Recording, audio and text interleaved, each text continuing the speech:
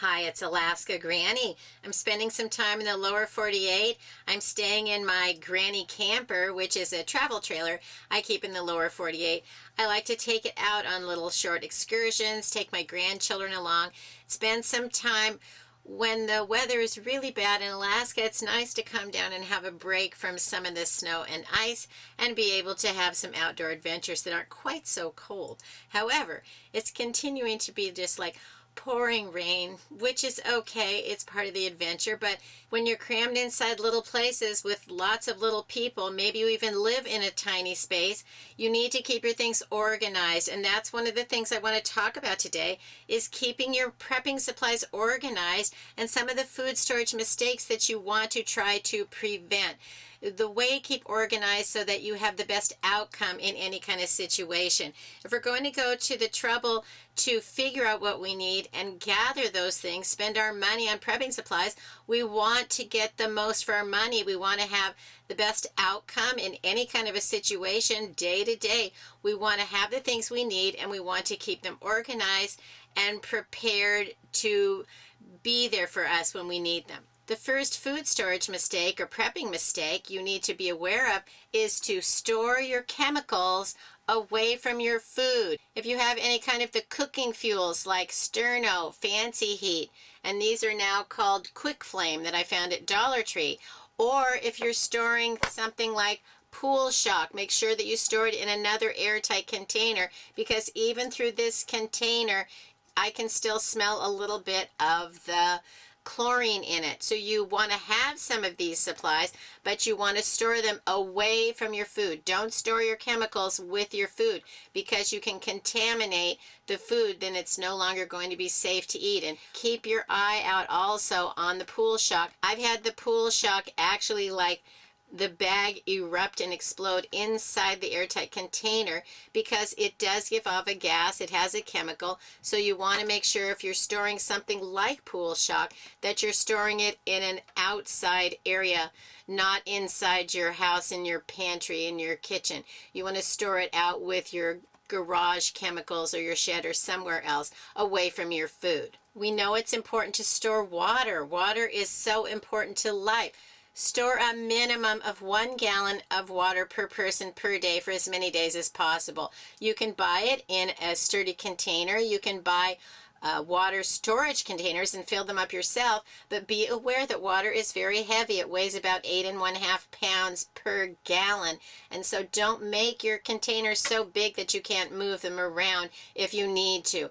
If you think you have a portable water storage container like a 5-gallon jug, make sure that it's something that you can handle yourself, or buy one that's maybe 3 gallons or 4 gallons. Figure out how much you can actually lift and move around. If you wanted to fill up a 50-gallon water barrel, make sure that you have it situated where you want it before you fill it up, because you're not going to be able to move it once it's filled. Something there have been a lot of comments is about using milk jugs. I highly discourage you from using milk jugs. They do erupt, they disintegrate. They're not safe to store water. They're just not designed to last. You can't get milk jugs clean enough to store drinking water, and you may have a false sense of that's okay, I need extra water. But trust me, you could be in for a huge mess if you don't use a sturdy container. If you're willing to take the risk, realize that you could be having a huge mess to clean up, and it could be just a matter of time before those just give out. They will actually split on the sides, they'll leak, they disintegrate. And so I highly recommend that you, if you are storing water in milk jugs, that you find replacement containers as soon as possible and rotate those out as quickly as you can, because it's not something you can rely on. And trust me, you don't want to go down there and you have 15 milk jugs that have all given out at once and you have a huge mess in your water storage area. Water is very heavy, so you want to store your containers on the bottom shelves, and you don't want to store any of your paper supplies near the water, because if it should leak, they're going to get wet. So make sure that you store the paper supplies up high, and you also want to make sure that your food is above the water so that should something leak, it won't destroy the foods that you've worked so hard to store. Make sure that you're storing a variety of paper products, disposable products, so that you have a way to serve meals if you don't have a way to wash dishes in some kind of an emergency. Sometimes we're not able to wash the dishes, and so you want to have cups, paper plates, utensils. And I was able recently, I found this package of 20 bamboo bowls at Dollar Tree for $1.25. So I haven't tried them yet. I don't know how sturdy they are. Look over your prepper pantry foods. Do you have cereal and milk? Do you have soups, stews, chili? That needs a bowl. So you need to have some bowls to serve those foods. They're just not going to be appropriate on a plate. You could use a disposable bowl, set it inside a regular bowl, and that'll help keep it sturdy, keep maybe the hot contents from burning your fingers. And then you can dispose of that paper liner, and then your bowl is still clean. You don't have to worry about having to wash dishes if you don't have the ability to. So don't just have cups for just cold liquids. Make sure you also have maybe styrofoam cups so you can serve hot liquids too.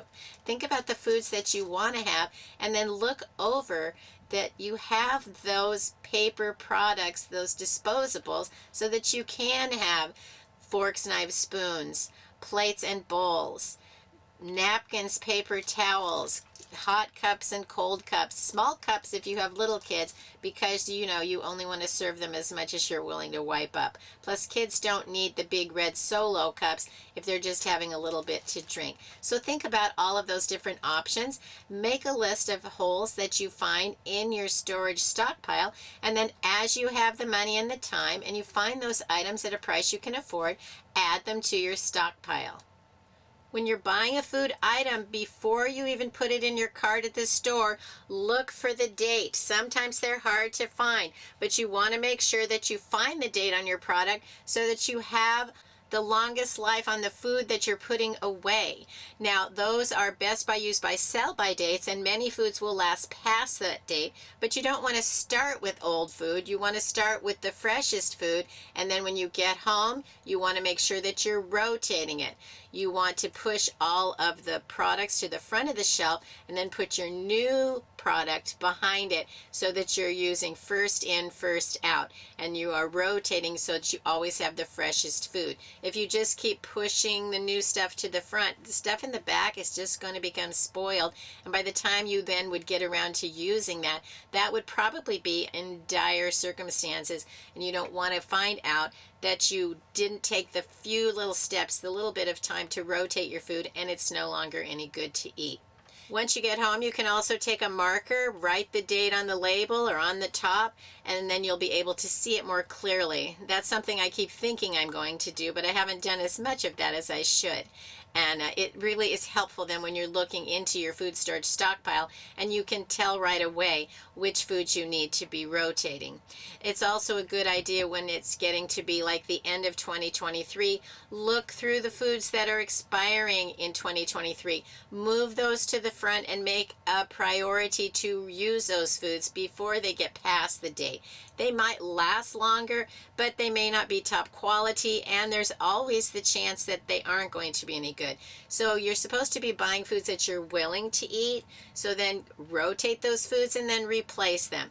If you have a jar of peanut butter, use it up, buy another peanut butter and put it back in the pile so that you continue to have the foods that you want. Think about meal extenders. Things like oatmeal, pasta, rice, packages of mashed potatoes that are just instant. You just add water. These types of foods can help stretch other ingredients to make bigger, better, longer lasting meals.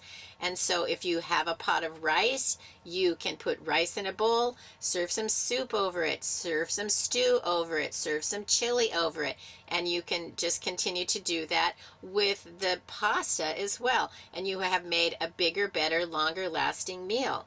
You can take your oatmeal and stir it into something like a meatloaf, and then you have stretched your meat to go farther. There's lots of ways to use the food extenders, the meal extenders. So think about creative ways to use the little basic foods to help stretch the the more expensive ingredients to help them go farther, feed more people, make more meals, which helps then cut down and save on your grocery budget.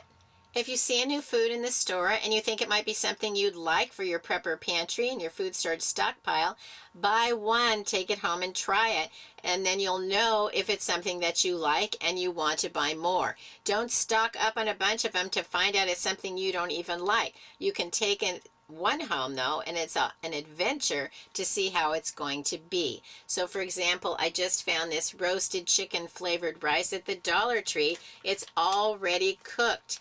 So while it's going to be far more expensive than bulk rice, there are times when you may not be able to cook rice and you still want a meal, and then having some already cooked rice, you can add it into a can of something, and then you can have a bigger, better meal. And just when you're in a hurry even, maybe you don't have time to cook rice and you have a crisis of time. And you can buy back your time by having some already pre-cooked rice. So you can heat it in the microwave for a minute, tear it open, pour something over it. Or if you don't have a way to heat it up in an emergency situation, thank goodness it's already cooked. It's going to taste better heated up, I would imagine, but maybe we can't. And sometimes we actually make rice into salads, and so you can add this in, and it doesn't have to be hot. You just need to be creative. But the first thing you want to do is check it out and taste it and see if it's something you even want to have. So if you see something, buy one, try it, and if you like it, go back and get more. Be creative with containers. When you have the little plastic takeouts that have a nice fitting lid, think about ways you can organize your things with nice sturdy containers. I have this container that holds the cutlery, the plastic utensils, and I can put these away. They're organized, they stay together.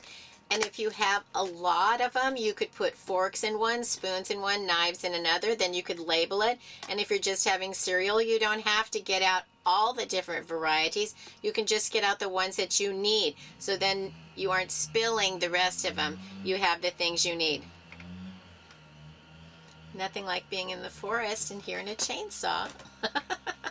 The last one I have is, make sure you're organized. Pick up even the shoe boxes at Dollar Tree, because then you can put your sticky notes together. You can put your tape together. You can put your batteries together. You'll have your pencils and lots of batteries. And I even have a little tiny container from Dollar Tree with a little dice for when the kids are here and we want to play a game. And I don't want to lose that because it's so tiny. But if you keep things together, then you don't just have batteries thrown in the shelf and you don't even know where they are or which kind you need. Always also store your batteries standing upright. That helps them to last longer. So these are my tips and tricks to help you keep things organized and avoid food storage mistakes and prepping organizational disasters by not knowing where your things are. Leave it in the comments below if you have some other tips and tricks for us to help keep our things together, keep them safe, and be there when we need them. I hope you'll like my video, share my video with someone else you think might enjoy it, and please subscribe to the Alaska Granny channel.